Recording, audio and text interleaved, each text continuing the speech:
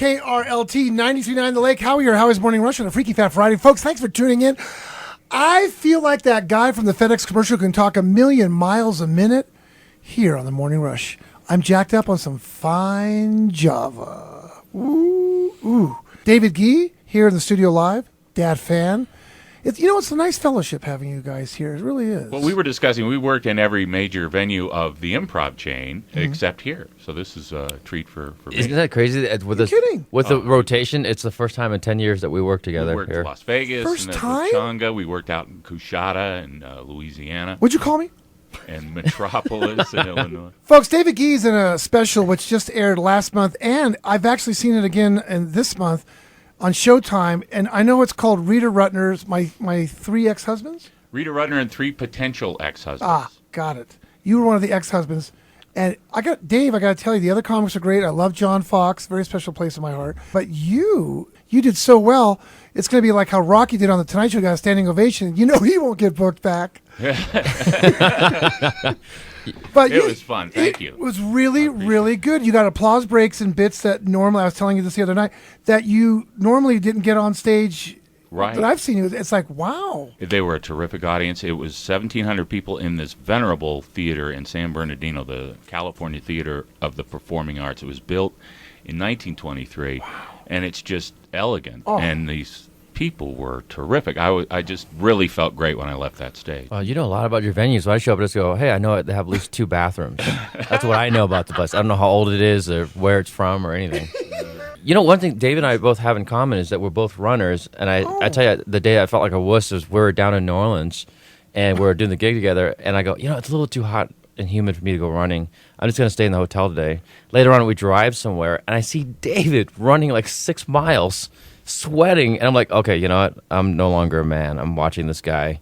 I didn't know that, David, really? Well, New Orleans is a wonderful place to run because you can run along the Mississippi where people are playing saxophones and trombones, and then I would cut over to Jackson Square and then run down Bourbon Street. Wow. And it was just cool. I mean, it's a city where you can like sightsee and get a workout in at the same time. Then I would shower and go to Bourbon Street, and then in 3 or 4 hours I'd be vomiting every, block or two. That's during his second marathon. Yeah, that was... But no, it was great. It's in different cities. I love running up here. Have you gone swimming in the lake ever? No, I'm serious. Lake Tahoe? Yeah. I grew up in Lake Tahoe. I know, but did you go swimming in it? All the time. I go swimming there in the winter. The only difference in the temperature of the water is about 2 degrees. From August to December. Mm-hmm. It's getting out.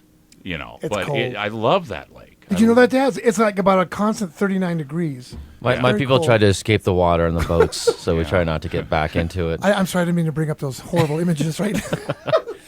It's okay. I'll work through it. David, I got to ask you, because you always do great, both you guys do great radio liners. Your voices, there's so many voices you do that you don't do on stage, but you've got a multitude of different characters. It's great. Oh, thanks. Well, I'm trying to continue that. I'm working on some people now that I hope can embellish things, because I have to. I need more time in my act.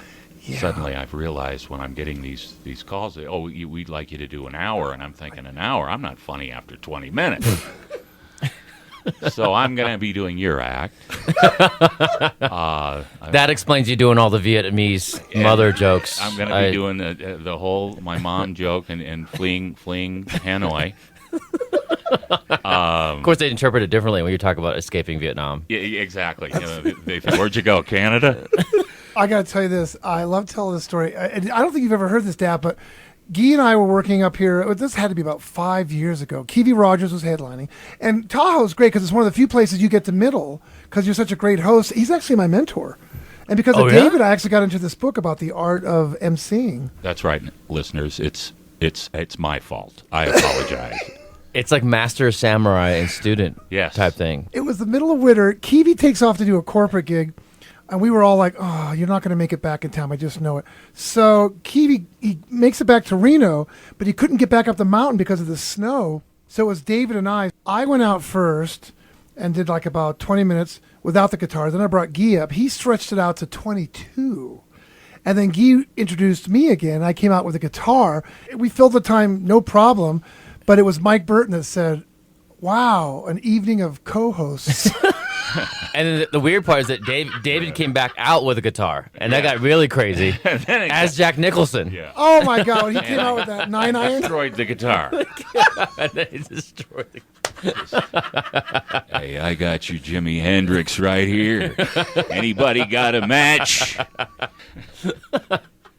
We're gonna go to a commercial right now, and Jazz Cat Cafe. Do you think Jack would like a little sip of the Jazz Cat? You know, this Jazz Cat Cafe is someplace I got to check out, if you know what I mean. I'm liking this Joe. That sounds really creepy. Like he's just gonna break in like The That's Shining. great. Oh, I love it.